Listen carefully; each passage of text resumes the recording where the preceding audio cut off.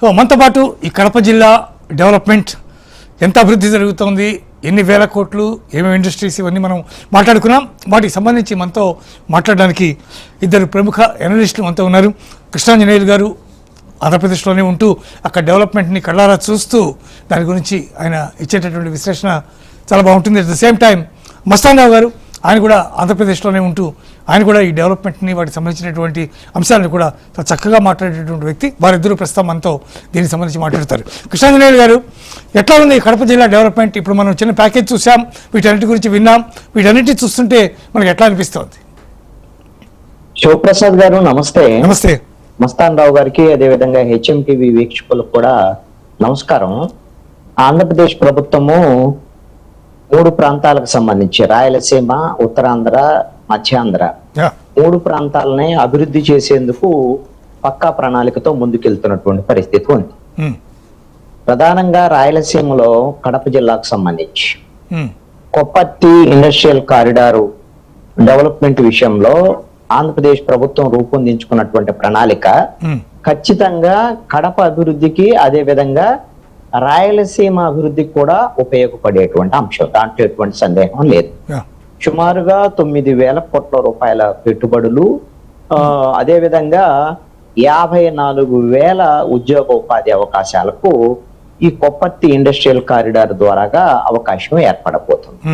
ఈ ద్వారాగా స్థానికంగా ఉండేటువంటి ఆ ప్రాంతంలో ఉండేటువంటి యువతకు ఉద్యోగ ఉపాధి అవకాశాలు రావటం, అదే విధంగా ఆ ప్రాంత అభివృద్ధికి ఈ ఇండస్ట్రియల్ కారిడార్ ఎంతో దోహదపడేదానికి అవకాశం ఉంది.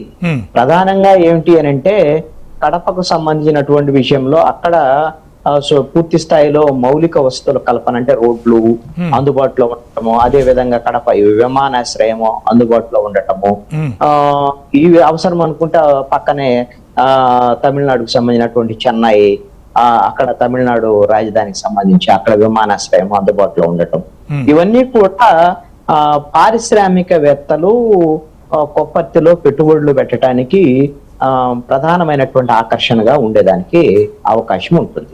అదే విధంగా ఇప్పటికే అక్కడ షిరిడి సాయి ఎలక్ట్రికల్స్ సంబంధించి వాళ్ళు ఒక 500 కోట్ల రూపాయలు పెట్టుబడితో అక్కడ ట్రాన్స్ఫార్మర్స్ సంబంధించినటువంటి తయారీ, వీటికి సంబంధించినటువంటి వీటి మీద పెట్టుబడులకు ముందుకు వచ్చినటువంటి పరిస్థితులు కూడా ఉన్నాయి. ఇవన్నీ కూడా శివప్రసాద్ గారు మనం ఒక అంశాన్ని గమనించాలి. ప్రభుత్వం యొక్క ప్రణాళికలో, ఈ ప్రణాళికతోనే అక్కడ అభివృద్ధి జరిగిపోయింది అనేటువంటి భ్రమల్లో ఉండటము, అదే విధంగా ప్రజలను కూడా భ్రమల్లో పెట్టడం కూడా కరెక్ట్ కాదు. ఇది ఒక ప్రతిపాదన, మంచి ప్రతిపాదన, కీలకమైనటువంటి ప్రతిపాదనతో పక్కా ప్రణాళికతో ఆంధ్రప్రదేశ్ ప్రభుత్వం ముందుకెళ్తుంది. ఈ విధమైనటువంటి ఈ పరిశ్రమలకు సంబంధించినటువంటి ఇప్పుడు జరిగేటువంటి MOUలు, వీటికి సంబంధించినటువంటి ఒప్పందాలు, ఇవన్నీ కూడా గ్రౌండింగ్ అయ్యేటువంటి విధంగా, ఆచరణలో రూపుదాల్చేటువంటి విధంగా ముందుకెళ్లాల్సినటువంటి బాధ్యత ప్రభుత్వం, ముందుకు తీసుకెళ్లాల్సినటువంటి బాధ్యత ప్రభుత్వమే ఉంటుంది. మీకు అందుకే ఒక బెస్ట్ ఎగ్జాంపుల్ చెప్తానండి.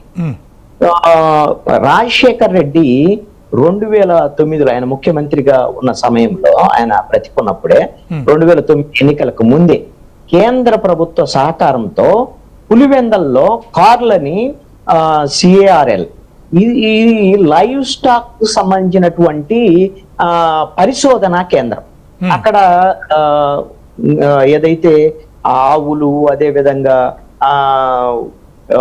ఒంగోలుకు సంబంధించినటువంటి గిత్తలు లాంటి, అదే విధంగా పశువులకు సంబంధించినటువంటి వ్యవహారంలో ఇవన్నిటిని కూడా పరిశోధన చేసి వాటికి సంబంధించినటువంటి వ్యాధుల నిరోధము, అదే విధంగా మెరుగైనటువంటి పశు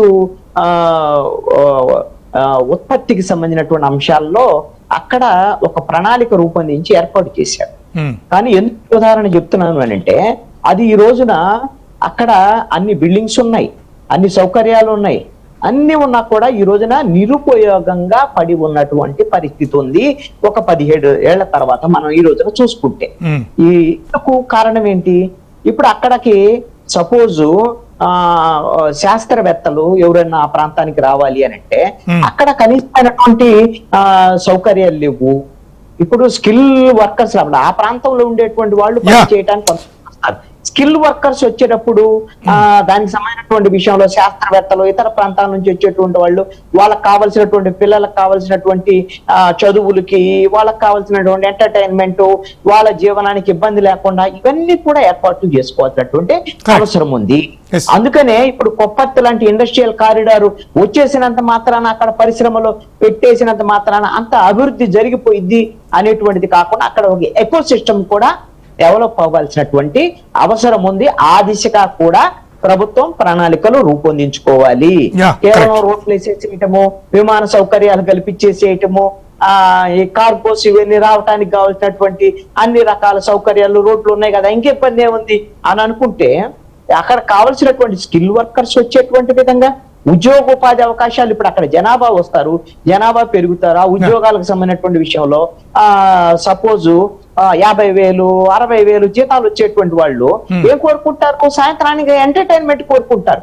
మీరు గమనించండి, ఇప్పుడు పులివెందల, కడప ఈ ప్రాంతాల్లో ఇప్పుడు అక్కడ డెవలప్ అయినటువంటి రోడ్లు ఇవన్నీ కనిపిస్తాయి, కానీ కనీసమైనటువంటి ఎంటర్టైన్మెంట్ కి సంబంధించినటువంటి ఒక మెట్రోపాలిటన్ సిటీగా డెవలప్ అవ్వాల్సినటువంటి పరిస్థితులు ఉండాలి. అలాంటి సిటీ అందుబాటులో లేదనుకోండి, వాళ్ళు చెన్నైకి పోలేరు కదా, సినిమాకి పోవాలంటే లేదా ఇంకో దానికో కావాలంటే. అందుకని సమాంతరంగా ఎకో సిస్టమ్ కూడా డెవలప్ అవ్వాల్సినటువంటి అవసరం ఉంది. ఇప్పుడు కొప్పటికి సంబంధించినటువంటి ఇండస్ట్రియల్ కార్యాలు ఇప్పుడు కేంద్ర ప్రభుత్వం కూడా సహకారం ఉంది. ఏకాఏకిన ఒక ఏడాదిలోనూ 2 ఏళ్లలోనూ అంత డెవలప్ అయిపోతే అని చెప్పలేం. 5 ఏళ్ళు 10 ఏళ్ళు 15 ఏళ్ళు 20 ఏళ్ళు ఈ విధంగా డెవలప్ అవుతూ వచ్చేటువంటి క్రమంలో ప్రభుత్వం కూడా ఈ విధంగా ఇండస్ట్రియల్ కారిడార్ డెవలప్ చేయటము, ఎకో సిస్టమ్ డెవలప్ చేయటము, అదే విధంగా ఆ ప్రాంత అభివృద్ధికి కూడా ఉపయోగపడేటువంటి విధంగా ప్రభుత్వం ప్రణాళికలు రూపొందించుకోవాలి అనేటువంటిది నా యొక్క సూచన.